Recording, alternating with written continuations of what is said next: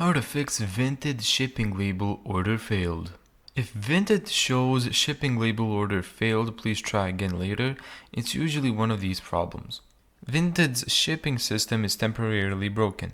Now this is the most common cause. Many users report this error during busy periods, holidays, or when Vinted's shipping partners are having issues.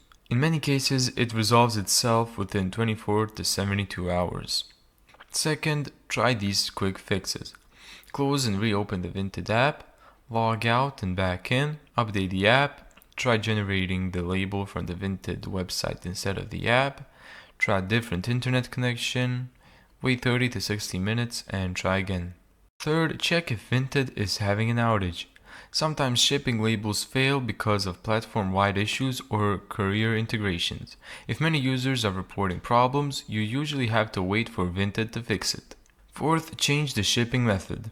If the buyer selected a courier that is having problems, canceling and repurchasing with a different shipping provider can sometimes work. Vinted supports multiple integrated carriers depending on the country. Thank you so much for watching this video. If you found this tutorial helpful, make sure to give it a thumbs up and subscribe. And as always, see you in the next video.